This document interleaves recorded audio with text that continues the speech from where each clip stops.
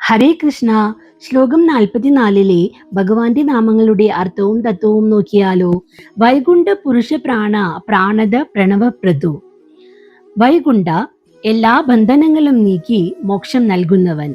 പുരുഷ സർവഭൂതങ്ങളിലും വ്യാപിച്ചിരിക്കുന്ന പരമാത്മാവ്. പ്രാണ സകല ജീവജാലങ്ങളുടെയും ജീവനശക്തി. പ്രാണത ജീവന് പ്രാണശക്തി നൽകുന്നവൻ.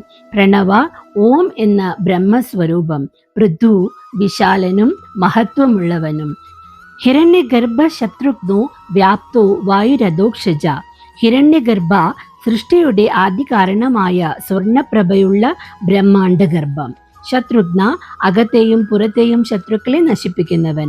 വ്യാപ്ത എല്ലായിടത്തും വ്യാപിച്ചു നിൽക്കുന്നവൻ. വായു ജീവനെ നിലനിർത്തുന്ന ചലനശക്തി. അധോക്ഷജ ഇന്ദ്രിയങ്ങൾക്കതീതമായ പരമദൈവം എന്നും അർത്ഥം. സർവ്വജീവജാലങ്ങളുടെയും പ്രാണശക്തിയായി എല്ലായിടത്തും നിറഞ്ഞു നിൽക്കുന്ന ഭഗവാൻ അജ്ഞാനവും ബന്ധനങ്ങളും നീക്കി ഭക്തരെ മോക്ഷത്തിലേക്ക് നയിക്കുന്നു എന്ന് തത്വം. സർവം കൃഷ്ണാർപ്പണം.